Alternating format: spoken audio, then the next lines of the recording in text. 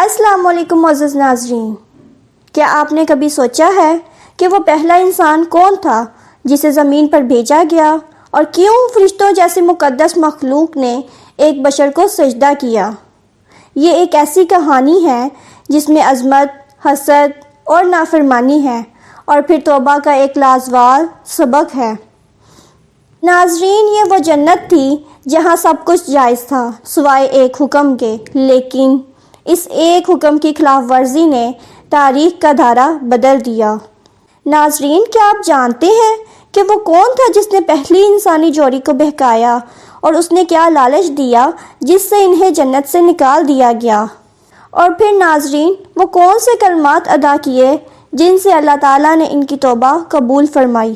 آئیے اس معلوماتی اور ایمان افروز قصے کی گہرائی میں اترتے ہیں اور جانتے ہیں ان تمام سوالات کے جوابات قرآن و حدیث کی روشنی میں۔ جب اللہ تعالیٰ نے زمین پر اپنا نائب بنانے کا ارادہ فرمایا تو ناظرین اس نے فرشتوں کو اس بارے میں آگاہ کیا۔ فرشتوں نے اپنی فطری عاجزی کے سبب کچھ سوالات کیے، لیکن اللہ تعالیٰ نے فرمایا کہ وہ کچھ جانتا ہے جو فرشتے نہیں جانتے۔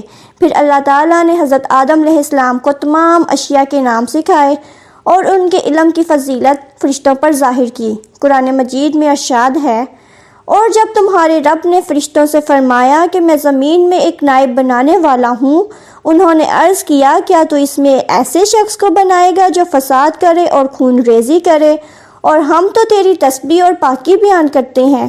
فرمایا، میں وہ کچھ جانتا ہوں جو تم نہیں جانتے، اور اللہ نے آدم کو تمام نام سکھائے، پھر ان کو فرشتوں کے سامنے پیش کیا اور فرمایا اگر تم سچے ہو تو مجھے ان کے نام بتاؤ۔ اسی لیے اللہ تعالیٰ نے فرشتوں کو حکم دیا کہ وہ آدم علیہ السلام کو سجدہ کریں۔ ناظرین، تمام فرشتوں نے فوراً سجدہ کیا سوائے ابلیس کے۔ ابلیس جو کہ جنات میں سے تھا اور اپنی عبادت کی وجہ سے فرشتوں میں شامل ہوا تھا، اس نے تکبر کرتے ہوئے سجدہ کرنے سے انکار کر دیا۔ اس نے خود کو آدم علیہ السلام سے افضل سمجھا، کیونکہ اس کی تخلیق آگ سے ہوئی تھی اور آدم علیہ السلام کی تخلیق مٹی سے۔ فرشتوں کا یہ سجدہ عبادت کے طور پر نہیں تھا، بلکہ حضرت آدم علیہ السلام کی فضیلت اور اللہ کے حکم کی تعمیل میں تھا۔ جیسا کہ قرآن مجید میں ارشاد ہے، اور جب ہم نے فرشتوں سے کہا کہ آدم کو سجدہ کرو تو سب نے سجدہ کیا سوائے ابلیس کے۔ اس نے انکار کیا اور تکبر کیا اور وہ کافروں میں سے ہو گیا۔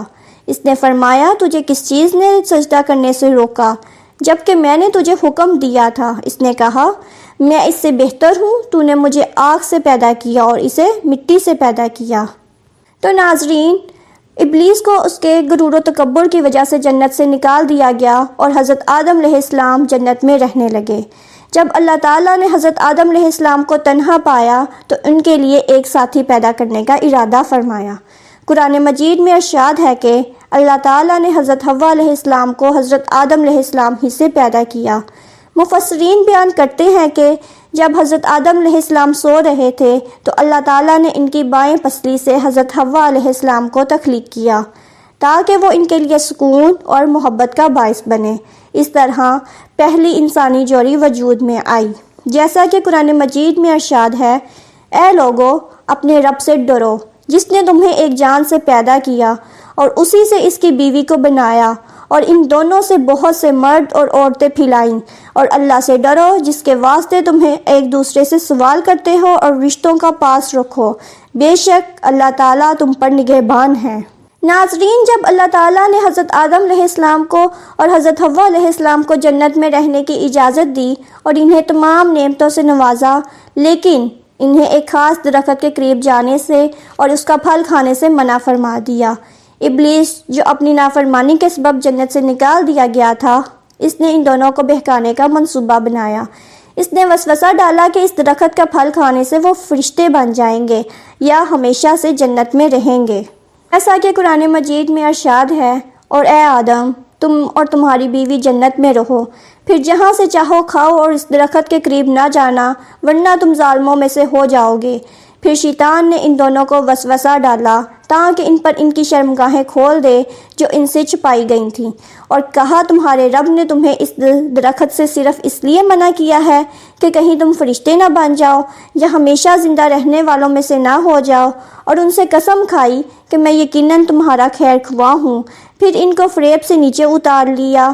پس جب انہوں نے اس درخت کا پھل چکھا تو ان کی شرمگاہیں ان پر ظاہر ہو گئیں، اور وہ جنت کے پتے جوڑ کر اپنے اوپر چپکانے لگے، اور ان کے رب نے انہیں پکارا، کیا میں نے تمہیں اس درخت سے منع نہیں کیا تھا اور تم سے نہیں کہا تھا کہ شیطان تمہارا کھلا دشمن ہے؟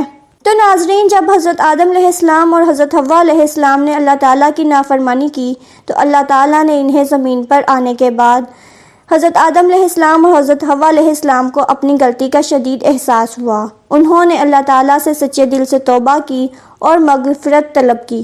قرآن مجید میں ان کلمات کا ذکر ہے جن کے ذریعے انہوں نے دعا کی۔ دونوں نے عرض کیا، اے ہمارے رب، ہم نے اپنی جانوں پر ظلم کیا، اور اگر تو نے ہمیں نہ بخشا اور ہم پر رحم نہ کیا تو ہم ضرور نقصان اٹھانے والوں میں سے ہو جائیں گے۔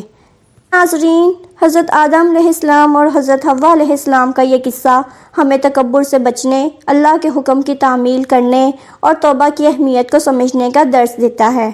یہ کہانی انسانیت کی ابتدا کی ایک اہم کڑی ہے جو ہمیں ہماری جڑوں اور اللہ تعالیٰ کی رحمت سے آگاہ کرتی ہے۔ یاد رکھیں، توبہ کا دروازہ ہمیشہ کھلا رہتا ہے۔ اللہ تعالیٰ اپنے بندوں کو معاف کرنے والا اور رحم کرنے والا ہے۔ اللہ تعالیٰ ہم سب کے تمام گناہوں کو معاف فرمائے اور ہمیں سیدھے راستے پر چلنے کی توفیق عطا فرمائے۔